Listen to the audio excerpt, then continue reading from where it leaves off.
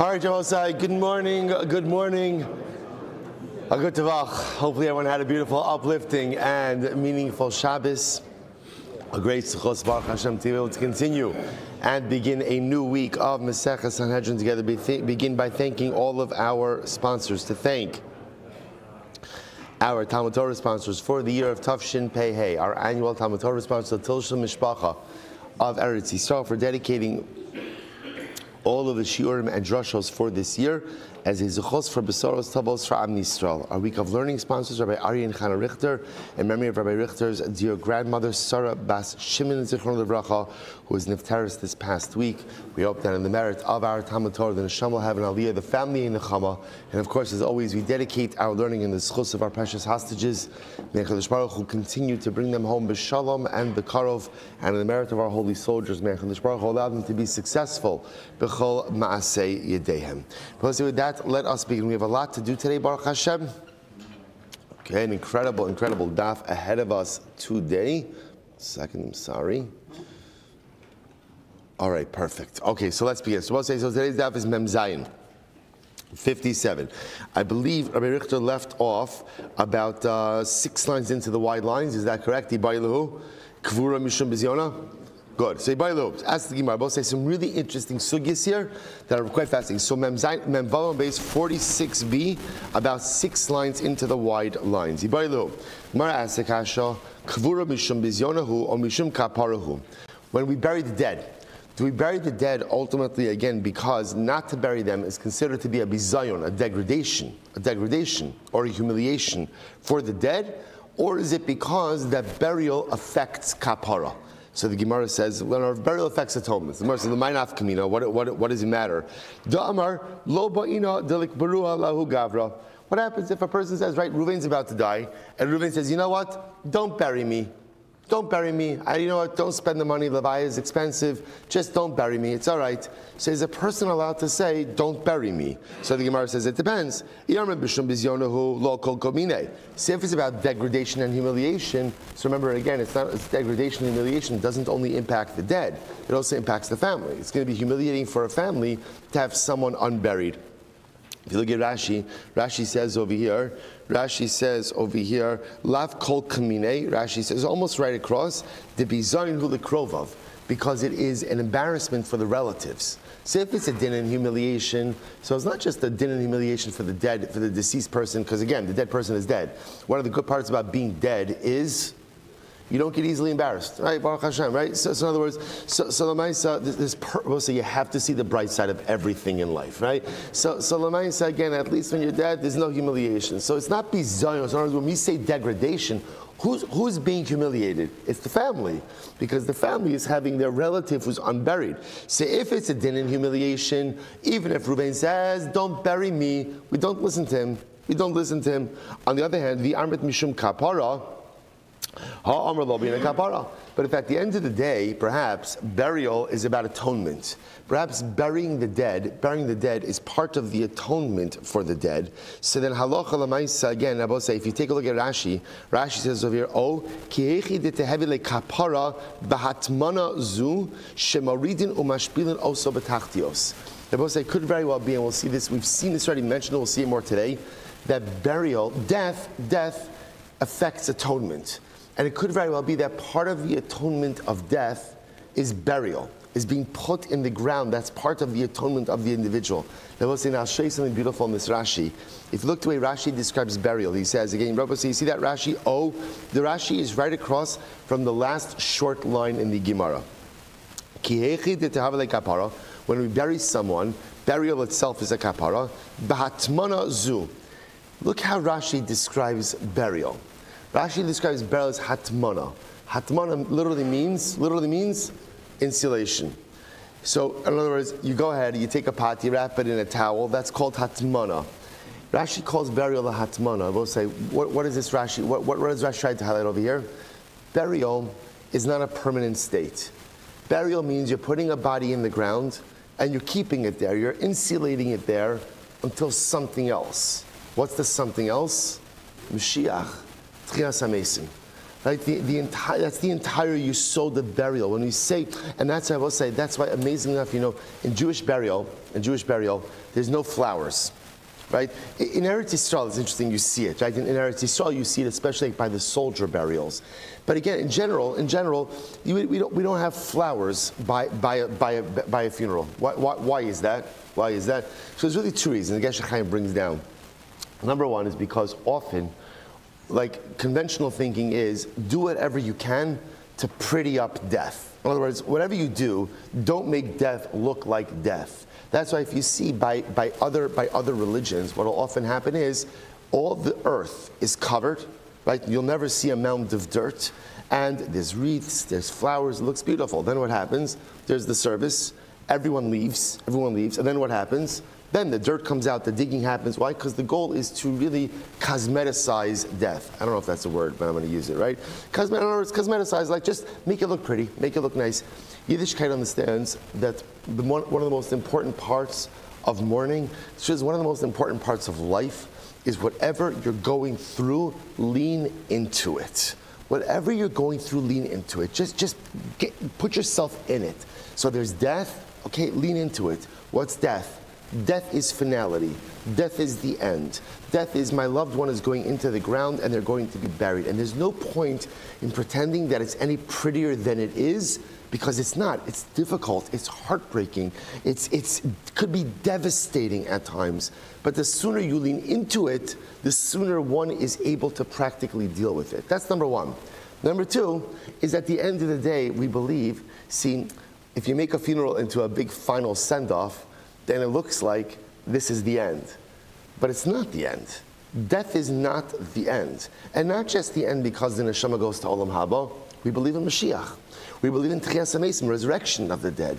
We believe that this is just another stage. Just like birth is a stage of life, death is a stage of life. But it's not the end. So I don't have to make a whole big deal out of it, because at the end of the day, it's just another stage. And I say Rashi's Lashon here is so profound.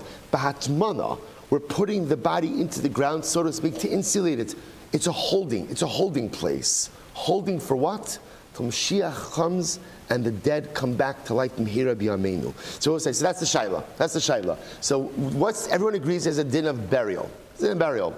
I'll say, you should just know, by the way, one of the, by the halachas of mourning, there are so many different halachas. Many of the halachas are really minhag. That's why you'll find in different communities, people really do different things. But the one thing that everyone agrees with is burial in the ground. That's the halacha. It's interesting, by the way. I remember when I came to Baltimore, I never saw this before in my life. But first, one of the early advice I did is that in some of the cemeteries here, they utilize vaults.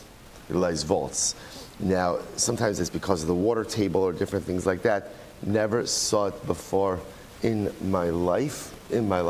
So again, a lot of interesting halachic shaylas with it also. But again, fascinating. But I'm saying, but even then, it's in the ground. Okay. So in any event, the Gemara says as follows. So that's the shayla. So why do we bury? Do we bury because of bizayon? If you don't bury, it's going to be a degradation for the family. Or do we bury because burial is kapara? It's atonement for the dead. So what's nafkamina? Reuven's on his deathbed. He gathers his family. He says, Chavra, do me a favor. I'd rather you go on a Pesach program. Don't spend the money on burial. Right? Don't spend the money on burial. Take the money. It was a joke. It was a tough crowd here today. All right, fine, good. Good. Take the money, use it for a Pesach program, and make a l'chaim for me, a little shlivovitz for me on Pesach, right? And that's, I don't want to be buried. So both say, so can you do that? Can you do that? So it depends. If burial is about kapara, okay, so we can say, I don't want the kapara. If burial is about humiliation and degradation, then l'maisa, again, even though Reuven doesn't want it, Reuven doesn't have a right to bring degradation, humiliation upon his family, which I will say, by the way, is also another tremendous yisod. In life, you could do whatever you want, but you can't do whatever you want when what you want to do has implications upon other people. So sometimes we forget that the choices we make don't only impact us, but the choices we make have a ripple effect on our family, on our friends, and our community. So you could choose whatever you want for you, as long as it only impacts you.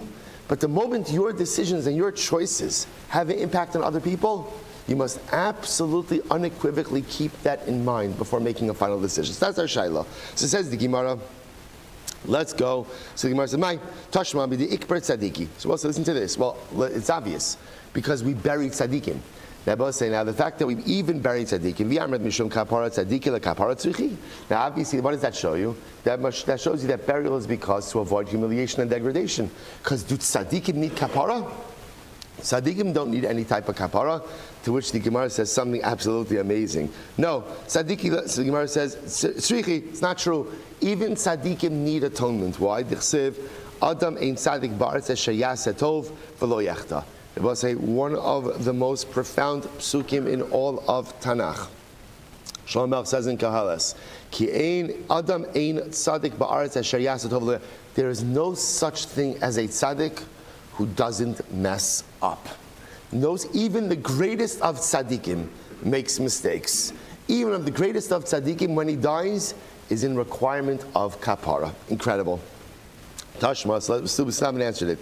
Tashma, for Saptulo, Kal Yisrael cover also. Shabbos say the pasuk says they eulogize all of Kal Yisrael eulogized him when they buried him. This is talking about Aviyah ben Yeravam. Yeravam ben Nevat, unfortunately, again was one of the kings of Malchus Yisrael, the first king of Malchus Yisrael, of the split kingdom, and unfortunately introduced a lot of avodah zarah. He had a son by the name of Aviyah. Well, he had a number of sons, but his son Aviyah was one of his righteous children. So the pasuk says they eulogized him and they buried him. But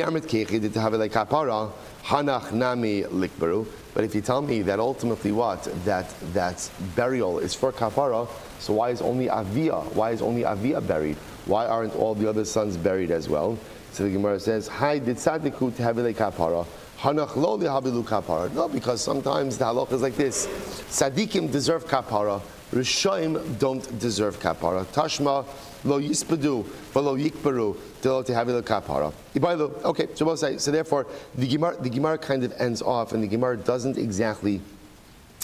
tell us exactly what the reason is for. Now, it happens to be the way the Rabban paskins is that the entire essence of burial is because of degradation. That's how the Rambam paskins. But the truth is, it's really both. It's really, again, that burial itself affects part of the kapara. Also, we're going to see essentially that there are three parts to kapara, to the atonement power of death. There's death, there's burial, and then there is the decomposition. Thank you. Decomposition of the remains. Those are the three parts that affect atonement. But burial itself really serves this twofold purpose of halacha l'maisa again, that atonement, and also saves the family from degradation. I will say, by the way, this is actually very important because this comes up, unfortunately, often. What happens if a family member leaves instructions to be cremated? They're cremated, right? Or even not as strong as that. Let's say they leave instructions for above ground burial. Now, in general, there is a mitzvah to be makayim divrei hames. There is a mitzvah to uphold the last will and testament of someone who dies, but not when that runs contrary to halacha. Not when it runs. So therefore, again, even if someone requests to be cremated or above ground burial, if a family member has the ability to do what is right, it is an absolute service to the deceased to give them a proper burial for the reasons we just saw before. Number one, the degradation to the family, and number two, the incredible kapara that burial affects for the neshama. All right, we'll say along the same lines. Ibailahu,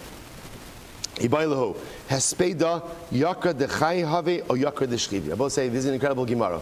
Eulogies. Why do we deliver eulogies? Sammy Esterson knows. I open every single levaya with this. This is my, right? Again, but I still think it's mamish is necessary. So the Gemara asks the following question. Not that Sammy follows me. It sounds weird. Not that he follows me to all levayas, right? We just happen to be a lot of the same levayas, right? Anyway, so the Gemara asks as follows. The Gemara says, "Ibailahu Hespeda, a eulogy. Why do we deliver eulogies? Yakra de Chayehavi." Is it in honor to the living? In other words, we'll say, do we say that what a eulogy does is essentially a eulogy gives cover to the family. Gives cover to the family that people are speaking about their loved one. Right? Good. Or, yakra de shavi. Or no, it's not about cover to the family, it's about cover to the deceased. Covered to the deceased, right? The neshama is there by the levaya, and therefore the neshama hears all the incredible things that are being said about it. So the Gemara says, okay, l'may nafkamina, like, who cares? What does it really matter? Da'amar lo tispedu alahu gavra. So listen to this. Let's say Reuven's on his deathbed, and Reuven says, I do not want any eulogies. See this sometimes. People say, I don't want any eulogies at my levaya. So or for them I will say, they used to have professional wailers, not W-H-A-L-E-R, right? In other words, like W-A-I-L-E-R, right? In other words, that makes that people like professional criers, eulogize, like you would get these guys. I always wonder, like, what an interesting service to provide, right? But Lamaisa, the truth is, it's no different than bringing a band to the wedding. You always need a chevra who helps to set the mood. So these people would come, they would cry, they would eulogize, they would this. So what would happen? So can you force children to pay for the wailers, the criers, the eulogizers? So I said, now listen to this. So it depends. What does it depend on? If eulogies are about covered for the family, so then ultimately, again, even if Reuven says, I don't want any eulogies, we don't listen to him. We can give eulogies if we want. But if on the other hand, eulogies are about covered for the deceased, so if the soon-to-be deceased individual says, I don't want any eulogies, then we should listen to him. That's the shaila. So the Gemara said, let's analyze. Tashma, Vayava Avram, L'spol the Sarah v'liv kosa. Wow, I'm supposed to say, Parshas Chai Sarah. This is such a beautiful Gemara. Avram Avinu came to Sarah to eulogize for her and to cry for her. It's interesting, Rabbi Soloveitchik points out on this pasuk, if you think about it, it doesn't seem to be the right order of things. It should be Vayavo Avram livkos l'Sara v'lispoda. That he cried for her, and then he eulogized her. Right? Crying is the most instinctive part. Instead, it says that he eulogized her and he cried for her. So Rabbi Soloveitchik posits, he says that Avram understood that there were two parts to Sarah. There was public Sarah, there was private Sarah. There was Sarah as Avram Avinu's wife, and there was Sarah Imenu as the mother to the monotheistic community.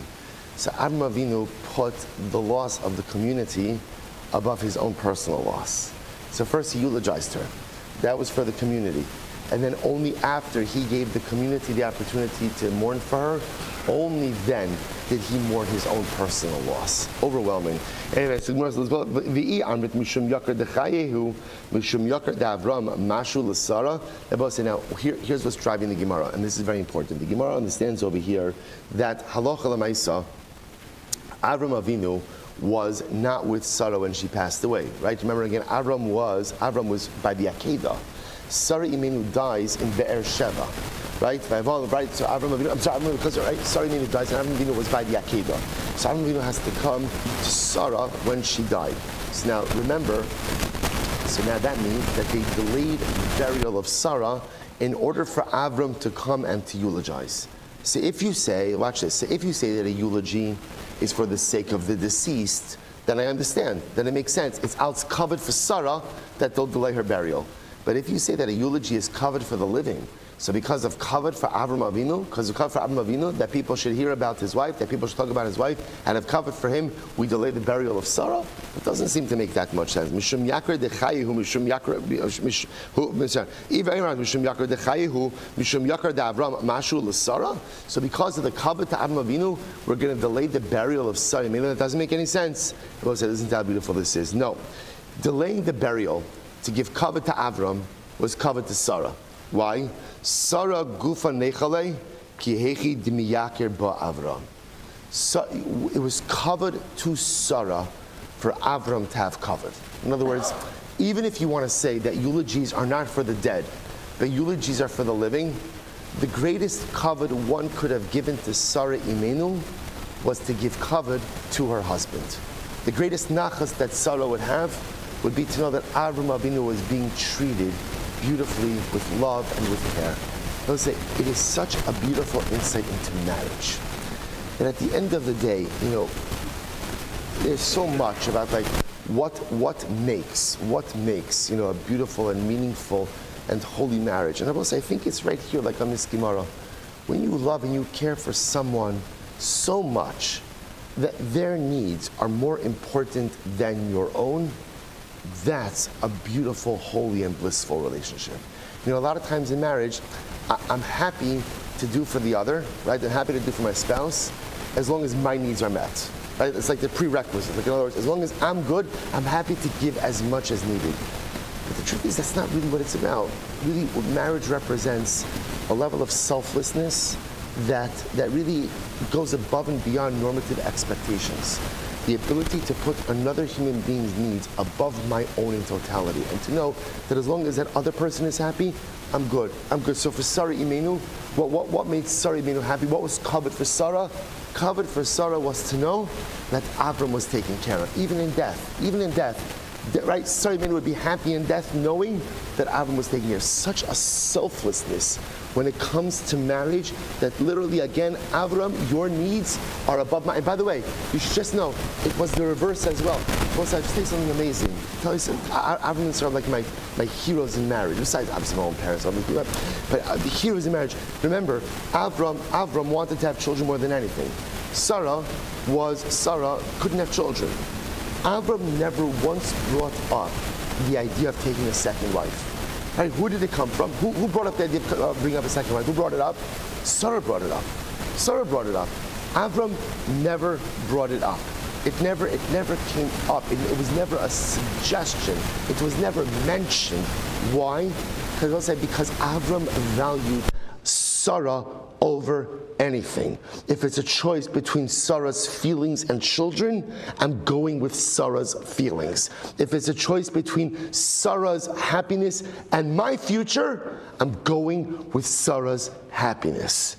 But listen, do you understand what it means to be committed to another human being? It's not about me. It's not about me. If HaKadosh Baruch Hu is mazmin me, a shidduch of HaKadosh Baruch Hu allows me to build a life with a partner, if he gives me that gift, which not everyone is zocheh to have, then by definition, the way to nurture that gift is to be 1,000,000% selfless. It's not that, okay, as long as my needs are met, I'm happy to give. A heightened level of selflessness in everything. That was Avram and Sarah, and that's what they modeled for us. Incredible. Tashma. All right, we're not going to finish this stuff. Okay.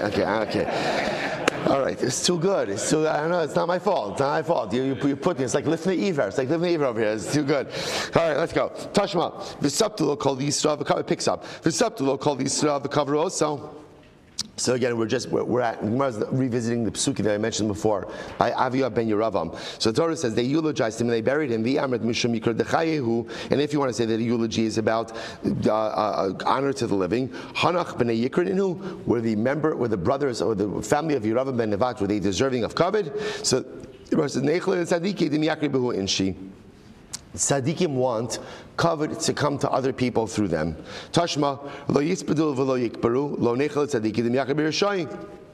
But the pasuk says they shall not be judged, they shall not be buried. So the Gemara says that ultimately tzaddikim don't want kavod coming to Rishon. Tashma b'shalom tamus or b'mistrafos avosech hamalachim harishon m'shahayu lefanecha ken yisrafu lecha v'ya adon yispedu lach. So this is by Tzidkiyo. So by Tzidkiyo, the Navi tells him that ultimately again you're going to die in peace.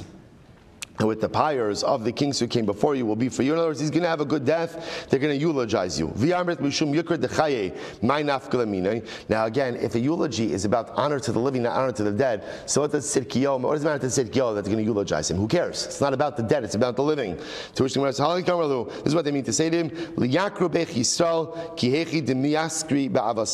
So ultimately, and Klal Yisrael will gain honor through you the same way that Klal Yisrael gained honor through your forefathers. So we'll say a really beautiful idea as well, that tzaddikim are happy when other people get honor through them. Right? Tzaddikim don't just need people, don't need their own honor. Tzaddikim are always happy when other people get covered through them. We'll say top of Mem Zayin, 47. Tashma, Nivza be'einav nimas. So this is David HaMelech in Tehillim. Nivza be'einav nimas, which literally means again someone who is lowly in his own eyes. Zeh Chizkiyahu melech Yehuda. This refers to Chizkiyahu, the king of Yehuda. Shegirer atzmos aviv almita shel chavalim. He dragged his father's bones. Remember, so Chizkiyahu's father was a man by the name of Achaz. So ultimately, again, he went ahead and he dragged Achaz's bones on a bed of ropes. Now, what does that mean? What does that mean? So remember, Achaz was a tremendous Rasha, introducing Avodah Zarah everywhere. Chizkiyahu was a tremendous tzaddik. One of the things that Chizkiyahu felt that he had to do when he first assumed the monarchy was absolutely, fundamentally, and totally repudiate the idolatry of his father. So the way he did that is literally he dragged his father's remains through the streets to show that this is done. This is a fundamental and complete repudiation of evil. So the Gemara says, Rabbi Richter spoke a little bit about this by Shalashul. This time he was talking about his grandmother, about this concept of sometimes, needing to slap evil in the face and just say, no, this is not what we do. This is not how we do it. The Gemara goes weiter. So Gemara says, my time. So why? I'm sorry. And if we say that a eulogy is about cover to the living, my time. He did this ultimately again, so it should be kapara for his father, for Achaz, mishum kapara davua, mashuli liikar di Yisrael. And because of kapara for his father, he should deny cover to Klal Yisrael. So Gemara says, Yisrael gufayu nechali demechli karayu legabe. For Klal Yisrael, it's good also. In other words, again, this was important. Even for Klal Yisrael would forego the covered in order to go ahead and have kapara for Achaz. Tashma Amar Lahem. So we'll say, so again, remember, we're still tethered in our fundamental question. What's our fundamental question? What is the role of a eulogy? Is eulogy there ultimately again to go ahead? Is it honor for the dead or is it honor for the living? So Tashma. This is an incredible Gemara. Tashma, Amar Lahen. So I will say this is Rabbi Huda Nossi. When Rabbi Huda Nossi, before he died, he gave a series of instructions to his children. And he said to his kids, he said to his family, Al tispiduni ba'ayaros. Do not go ahead and, don't eulogize me in the small villages. So remember again, they were taking Rabbi Huda Nossi. He died in Sipori, and they were burying him in Beis Sha'arim. So they were going to go ahead and take his casket. It was a journey. And essentially they'd be making a number of stops along the way for eulogies. So he said to them, when you make stops to eulogize me, don't eulogize me in small towns. Only eulogize me in large cities where there will be a large gathering of people. That was his instruction. That was instruction. So the Gemara says, now again, if a eulogy is for covered for the living, then what does Rabbi Huda Nossi care where they eulogize him? What does it matter? Kasavar liyaskuru be Yisrael tfei. So Rabbi Huda Nossi felt that ultimately, again, the larger eulogies, you're right, wouldn't be a covered for him, but rather again, it was a covered for Klal Yisrael. If people would see that Klal Yisrael was honoring their Torah scholars in such numbers, that would be a covered for Klal Yisrael. Incredible Tashma. So Mar goes weiter. Helinu lechvodo. So now our Mishnah. What do we learn in our Mishnah? So we'll say the halacha is you're not allowed to delay burying the dead, right? But if they delayed burying the dead for the purposes of honoring the dead, for example, lahavilo aron v'tachrichin, to bring a casket or to bring shrouds. Eino over alav. So we'll say you're not over. In other words, the only time you're not allowed to delay burial is when you're just delaying it for some other associated reason. But if the reason we're delaying burial is to give the mace even more covet, bring him shrouds, bring him a casket, that is going to be fine. So the Gemara says, "My lav lechvodo shal mace." Doesn't it mean for the covet of the mace? Lo lechvodo shal chai. No, it means for the covet of the living. The Gemara says, what? So I don't understand. Out of covet for the living, we're going to delay the burial of the dead. How does that make any sense? No, because the Torah says you shall not leave his body hanging on the tree. Why? Because it's a degradation. So we say any degradation is comparable to hanging the body on a tree. So the Gemara says, listen to this. When are you not allowed to delay burial? When delaying will result in a degradation for the dead. But over here, because there is no bizayon, lo, therefore again, so we'll say, so it's interesting. You're allowed to go ahead and delay the this actually comes up a little bit. We're delaying burial in a way that doesn't present to be Zion for the dead. Again, it's also, all of these things are also very different in our current circumstances with refrigeration. So remember, again, in the times of the Gemara, even not so long ago, before refrigeration, so leaving someone unburied for any amount of time, especially again during the summer, could really result in significant humiliation for the dead. So a lot of these things have changed, but the Gemara is suggesting that sometimes we're getting this interesting interface between what's considered to be covered for the mace and covered for the living. What we're going to ultimately see is that sometimes these things very much intersect. Watch this. Tashma. Lichvodo, l'shamea alav ayaros, lahavi limakonenos, lahavi la'arn v'tachrichin, eino over alav. So we'll say if we leave a person unburied, in order to give people more time to come to the levaya, right? Let people know that so-and-so died, let people come to the levaya, to bring, again, the criers, to go ahead and bring a casket, shrouds, Eino over alav. One is not in violation of halanas hameis, delaying the burial. Shekala ose eino ela lichvodo shameis. Because whoever does these things, ultimately, again, is doing it for the kavod hameis. Hachi kamar kala ose lichvodo shalchai ein bo bizayon hameis. So also what the Gemara really means to say is like this: anything that's done for the kavod of the living ultimately is not a bizayon of the mace. In other words, there's an intersectionality between these two concepts about what's covered for mace and covered for chai, right? That ultimately, again, these things very much converge. Because if people are allowed to mourn more properly, then what? That gives greater honor to the dead. See, even if it turns out that we're delaying the burial a little bit, not a lot, a little bit, to give people the opportunity to mourn, that's called honor for the living, but really it translates into honor for the dead as well. Therefore, the Gemara says, Tashma. Rabbi Nassan says, it's very interesting, Simin Yafa Lameis. This is fascinating. It is a good omen for the dead,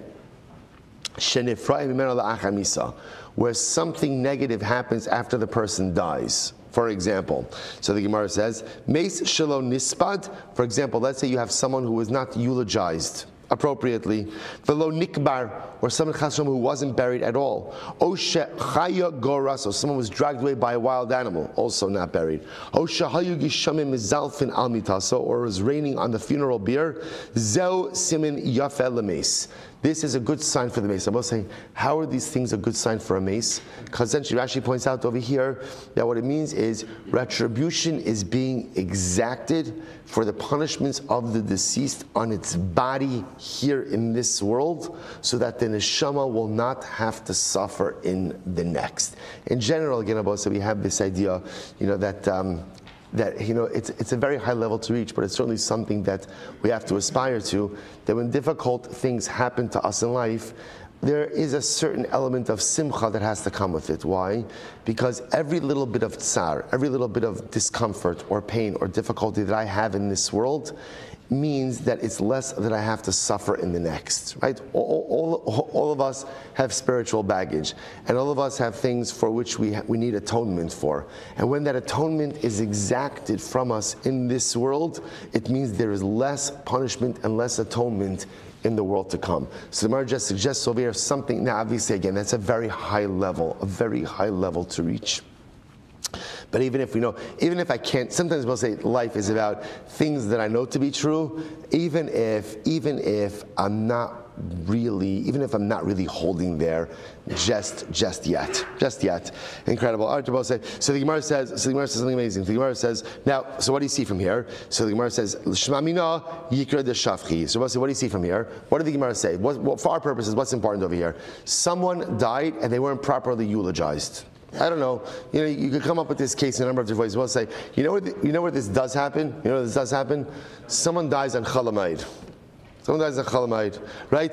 Or it's a graveside funeral. Today, in America, we're very used to like funeral home levayas, right? So, but again, in many places, season all the time, it's not necessarily funeral home levayas, right? So it's graveside, and it's pouring. It's pouring, right? So a person doesn't get the hesped that they deserved. So the Gemara says, you know what? It's actually a beautiful thing, because since there's a pain in missing out on the eulogies, that lack of eulogy benefits the deceased. What do you see from here? That whose purpose? Who do eulogies serve? Who is it for? It's for the dead. It's for the dead. Eulogies, at the end of the day, delivering of eulogies are really for a benefit for the dead. Right? Yikra the shachvi, ultimately again, benefit for the dead. Therefore, again, if the dead person doesn't receive it, it's part of his kapara. So bottom line, the Gemara says shmamina yikra the shachvi ushmamina. So we see from here that eulogies, Rabbi say, ultimately again are for the dead. Now the truth is, the reality is, it's not really mutually exclusive. They could both be right. Eulogies have this duality. On one hand, again, they're absolutely both. This is incredibly important because, sometimes people don't understand the profundity and depth of a eulogy. And they'll talk about sometimes like the most inane things in a eulogy. So imagine for a moment a person says goodbye to a loved one. Imagine if somebody said to you, you have 5 more minutes to speak to your mother, to your father, to your brother, to your wife, to your husband. Imagine somebody said 5 minutes. You wouldn't say, thank you for the crab cakes. It's actually happened. Right? Oh, did you know how to use Old Bay? I'm like, oh my God, Ribono Shel Olam. Right? Imagine if someone said, right, if someone said to you, you have 5 more minutes to speak to your parent, to speak to your spouse. Imagine that was say, Ramat, that was a little delayed over there. What happened to that? That was sound travel.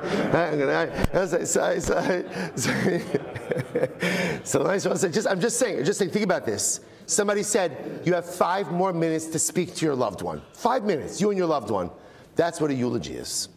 That's what eulogy is. It's not to paint the picture. People think like it's about a historical picture. Those are all very nice things. That's great, right? You could post that on the Levinson's website, right? All of that is there. People can read that on your own. That's not what a eulogy is. A eulogy is an opportunity, a last opportunity. The mace is right there to speak to the mace. To speak to the mace. Because in every single relationship, there are things that we wish we said that we never got a chance to say. Or maybe didn't say it in the right way. Or maybe didn't say it enough. And that's the power of a eulogy. Yikra de shavchi. It's ultimately, again, it's for the dead. It's for the dead. Now, it also happens to be that it serves a benefit for the living as well. So it's not mutually exclusive. But the ikr essence of the eulogy ultimately is for the dead. All right, well, let's go back there. Lo hayu kovrin. So most remember again, next part of the Mishnah was that they would not go ahead and bury the dead in the same cemetery, right? When somebody was executed by Beis Din, they were not buried in the same cemetery as someone who just died stam. So the Gemara says, "V'chol kach lama." Why? Like it seems, I don't know, it seems so severe. So why do that? The fishen kovin Rasha etzel tzaddik, because we do not bury Rishon next to tzaddikim. This is a big thing. It's a big thing. We don't bury Rishon and next to the you say to yourself, well, come on, once you die, kind of like death is the great equalizer, and the answer is no, it's not. No, it's not. A tzaddik lived his life a certain way, and the truth is he worked really hard to live his life that way, and a Rasha didn't work hard. Okay, so you reap what you sow. Reap what you sow. A tzaddik is not right. A rasha is not buried next to a tzaddik because, again, you live your life a certain way, you're going to die a certain way, and you're going to be buried a certain way, and that's just the way that it is. So the Gemara says, how do we know that we don't bury Rishoyim next to tzaddikim? Shneimar, vayihi heim kovrim ish. This is wild. Okay, so listen to this story. This is from Navi. From Malachim Beis. Listen to this. So the Torah is talking about Klal Yisrael was at war. They were at war. And what happens? So Vayikim coverage, they were burying one of the casualties of war. V'nei roes hagidud, and they saw the approaching enemy army to them. So what did they do? Vayashlichu as ha'ish bekever alisha. So they didn't have time to bury the body. So they threw it into a burial cave. Right? Threw it into a burial cave. It happens to be the burial cave they threw it into was the burial cave of the Navi Elisha. Get ready for this. Get ready for this. What happened? Vayaga ish ba'atzmos Elisha. So again, remember the way they used to bury. The way they used to bury is they would bury in caves, right? Well, first they bury in the ground, and then often what they would do is after the body decomposed, they would collect the bones and they would place it like in a catacomb, like in a cave. You can see this. I don't know if anyone ever went to the grave of Shimon HaTzadik. Grave of Shimon HaTzadik, usually popular. It's in East Jerusalem, so so it's like on the other side of the road. Hey, right next to it, there happens to be a kever they call the kever of the Sanhedrin Kitana, right? Which is like they unearthed like this massive burial catacomb. So what's interesting is over there you could see they have like shelves. And the bones are placed on shelves there. It's fascinating. So the guy's thrown into the burial cave of Elisha. Listen to this. His body comes in contact with Elisha. Vayaga ish ba'asmos Elisha, vayichi vayakam al raglav. You cannot make this up.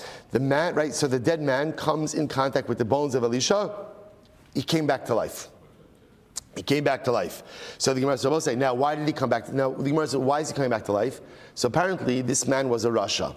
And he did not deserve to be buried in the same grave as Elisha. Because we don't bury Rishon next to Tzadikim. So a miracle occurred. He came back to life, walked out. So I'm going to pop of a dimalik kiyume na vina pishnayim beruchacha Eli. So we'll say now maybe he came back to life for a different reason. Before Eliyahu died, so Elisha asked him for a bracha. This is an incredible bracha. So Elisha said to Eliyahu, I would like to be doubly as great as you. Can you imagine that? Right? He says to Eliyahu, I'd like to be double as great as you. Now, so what that means is, remember, Eliyahu brought one person back to life. Elisha said, I want to be doubly as great as you. So Elisha therefore should bring back two people to life. Now, Elisha died, he only brought back one person to life. Maybe this was his pishnayim. Maybe this was his double portion. Maybe this was the second time he brought someone back to life. That's it. Ihachi, we'll say first wide line. Ihachi, here's the problem. It's true, the guy came back to life. We'll say, what happened? He came back to life. He walked out of the burial cave and he died. In other words, he didn't go back home. Like, shalom aleichem. He didn't go back home. He came back to life enough to walk out of the burial cave and then died immediately afterwards. So it's like Gemara just digresses just a second. So by the way, how did Elisha get his pishnayim? How did Elisha get his double portion? When did he bring a second person back to life? Oh, you know what he did? Naaman, who was the general of Aram, was stricken with tsaras. Elisha cured him from tsaras. And we know that someone with saras is considered to be like they're dead. So the curing of Naaman from his saras was like a tchias hamesim. The chsiv anati kames ukashem. So therefore we'll say, but you see, what do you see from here? What's the takeaway from here? The takeaway from here is that we don't bury a rasha next to a tzaddik. Ukashem shein kovrin rasha etzel tzaddik. In the same way that we don't bury a rasha next to a tzaddik, kach in kovrin rasha chamer etzel rasha kal. So too, we do not bury a serious rasha next to a smaller rasha. Right? I guess there's like a, we'll call like there are people who are expert Rishonim, and then there are people who dabble, right? Russia dabblers, right? So there's like a Russia, and there's like a Russia law, a little Russia law, just like a Shefela Russia law, right? So again, there are different levels of Rishonim. We don't go ahead and bury a real Russia next to a little Russia law. So the Gemara says, Veliskin Arba Kvaros. So in other words, I said maybe you should have a different cemetery for every different Misas Bezin, right? There's 4 Misas Bezin, 4 different Bezin Assis, have 4 different cemeteries. We have a tradition, you only need 2. Okay. So I'll say, so by the way, that is an interesting halacha about not burying Rishonim next to tzaddikim. Now again, obviously that can get a little bit sensitive in terms of who exactly is the decider on this, but that's why, for example, you do have certain cemeteries that do have restrictions like this. Shomer Shabbos. They're right. Chavra Avos Chesed has this about being a Shomer Shabbos. There are certain cemeteries that absolutely do maintain certain religious strictures and certain religious obligations upon the people who are going to be buried there. Okay. Gemara says, Amalei Ulam Rabbi Yochanan. Achol chelev v'hifresh karban. This is a very interesting halacha over here. If someone ate chelev, right? Now chelev is forbidden fat. Someone ate chelev, and again, which is obviously illegal, and then realized what he did and separated it out to carbon. So he's ready to offer up a carbon, and then what happens? Vehemer daito, and then he became an apikoris. So again, Reuven, it's been a busy day for Reuven, right? He began the day by eating chelev accidentally. After he did that, he realized what he did wrong. He separated out a carbon, and then after that, he became an apikoris. Now the story is not over. The Chazar, then Baruch Hashem became a Baal Tshuva. I will say this just shows you what a person could pack into one day, right? If you maximize your time, you could really accomplish a lot. So he goes ahead and now he becomes a Baal Tshuva. So what's the halacha? This is fascinating. Hoil v'nitra yitcha. I will say the halacha is an apikoris is not allowed to offer up a carbon. You can't accept the carbon of an apikoris. So watch this. Once this carbon was owned by an apikoris, then what's the halacha? It can't be reoffered up. So even though Reuven now became a Baal Tshuva, he needs to separate a new carbon. He can't use that carbon. Why? The Gemara is just because of Hol v'yitcha yitcha. Once something has been set aside for non-use, it cannot be reused. Incredible. So another case. Reuven ate chaylev accidentally, separated out a carbon, and then he became insane. He became insane, right? A shota, but then he became sane again. So what's the halacha? We'll say since a person who's a shota can't offer up a carbon, so again, essentially, since the carbon was owned by a shota, it can't be offered. Even though he subsequently becomes sane again, halacha l'maisa, he still can't offer up that carbon. Why? Once the carbon has been set aside for non-use, it's set aside for non-use. Incredible. Utzricha. Now, why do I need both of these cases? They seem to be redundant, right? They seem to be the exact same case. So why do I need both cases? Utzricha, v'yashmin kamaisa. If you would have just told me the first case, ultimately again, of apikarsus, I would have said, Mishum de'ihu dacha nafshe biadayim. He became an apikoris on his own. Aval hai dimamela kadachi. But in the case of the guy who became insane, ultimately again he didn't choose that. That just happened on its own. Maybe he's like someone who's sleeping, and therefore again when he wakes back up, ultimately again he could offer up the carbon. And if we would have just said the case of insanity, he doesn't have the ability to go ahead and return. Right? He doesn't have the ability to determine when he's going to become sane again. But in the case where he has the ability ultimately again to become a Baal Tshuva, maybe halacha l'maisa, he can't offer it up. Therefore, we'll say again, in both of these cases, he can't offer up the carbon. Why? Because essentially, if the carbon was owned by someone who is unfit to offer it, it is forever set aside for non-use. Even if the person's status changes, he's going to have to set aside a different animal. The concept is hol v'nitra yitcha. Once something is set aside for non-use, ultimately, again, it remains set aside for non-use. Well, says the tremendous Moshe Haskell on this, which is, in life, there are certain doors that close, that once they close, you cannot reopen them. You see, we like to be able to think that if we don't take advantage of certain opportunities when they're in front of them, it's okay, I'll get to it later. And there are situations in life like that, where if you don't take advantage now, Emir Hashem, the opportunity will be there later. But there are many things in life where if you don't take advantage now, once the door closes, it closes. You cannot pry it back open. You're not getting back that opportunity. Once again you can't do it anymore, then ultimately again you are done. Now the beautiful news is there's always more opportunities, right? There's always additional things afterwards, right? But l'maisa, again, sometimes once it's done, it's done. So the Gemara goes right. That's why I have to be so careful about it, to be mindful of our life opportunities, to be mindful of the doors that open in front of us, to take advantage, because we think we're going to get to it when it's a little bit less busy and a little bit quieter. Never happens. The Gemara goes right there. Rabbi Yosef, Afananami Tanina, Hayuba Kachim. So it's about Irani Dachas over here. Hayuba Kachim is Beach. So it's by Irani Dachas, which is a city that is condemned because the inhabitants worshipped idolatry. So now again, let's say in the Irani Dachas itself, there were kachim. There were sacrificial items. So halach is kachim mizbeach yamusu.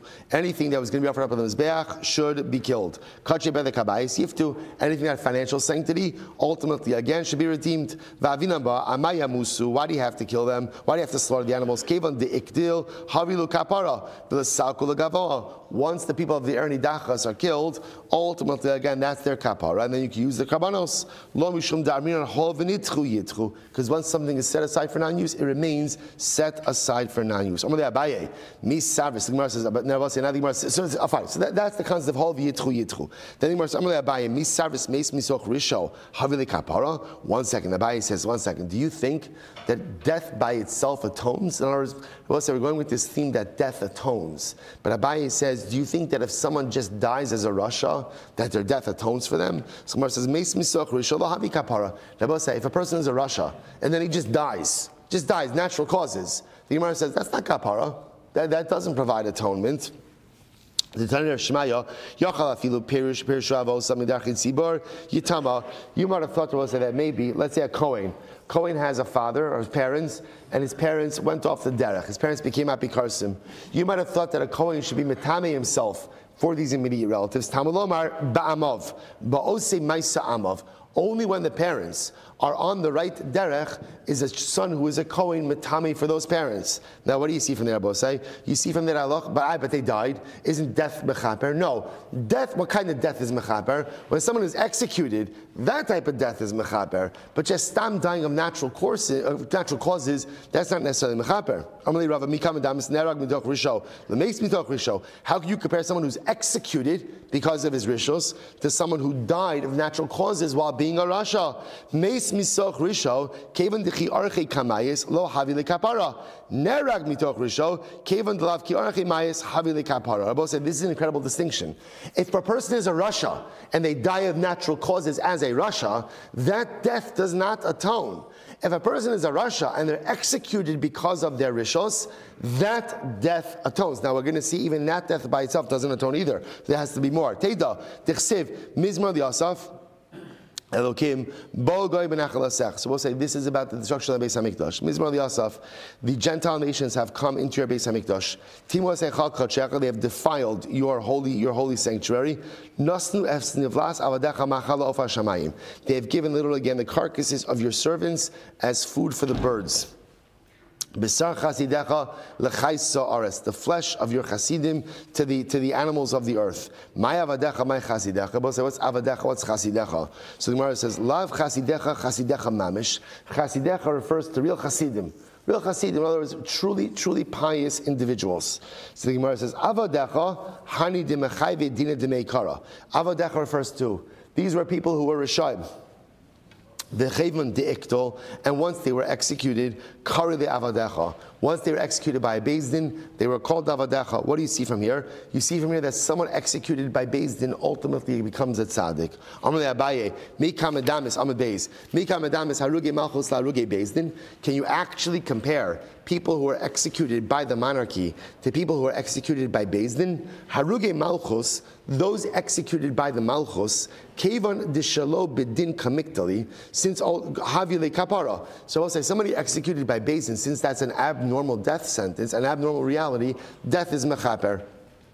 Haruge Beis Din, Haruge Malchus, that's death by a Gentile government. So those who are killed, let's say by our enemies, that ultimately, again, because that's abnormal, therefore that's mechaper. They're killed by Kiddush Hashem.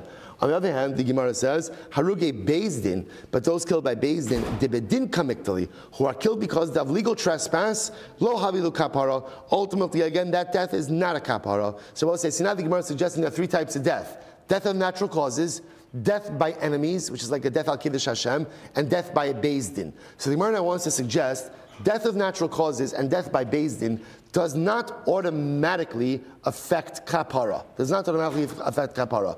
Death by enemies, right, essentially being killed al Kiddush Hashem, that automatically affects kapara. Teida. The Gemara says, I'll tell you why this is true. This nan, we'll say a few more minutes. This nan, lo hayu covered osav b'kivra osav osav. When someone is executed by Beis Din, we don't go ahead and bury him in the kever of his fathers.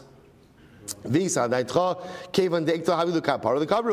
you say that execution, death by a Beis Din, ultimately again affects kapara, then why wouldn't you bury him in the burial place of his forefathers? To which the Gemara says, no, misa ukvura ba'inan.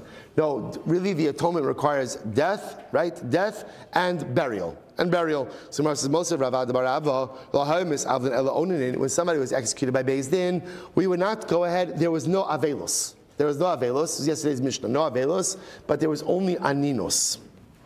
She'ein aninos ela balev, because aninos ultimately again is in the heart. So the Gemara says, but if you hold that once a person is executed, that Allah again it's a kapara, so let them mourn. To which the Gemara says, no.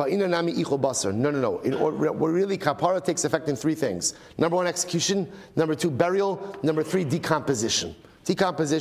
Therefore, again, you can't do avelos because, again, not until decomposition. To which the Gemara says, "Daikinami diktani nisachel habasar melaktin esatzamus v'kovrin osa b'mkoman shmamina." What do we see from here? We see Rabbi say that again. What did the Gemara say? Or the Mishnah said that Allah, after we bury them, after the body decomposes, we could then do likud atzamos. You could gather the bones and then afterwards rebury the individual. Ultimately, again, in kever avosa. So Rabbi say what comes out of here is something really interesting. So what comes out of here is halacha l'maisa, three different types of death. Death from natural causes. Well, more than what I mean is, a person is a rasha. And now they die in one of three ways, either natural causes. So it is clear that if a rasha dies of natural causes, what's the impact of his death on his rishos? The impact of his death on his rasha status?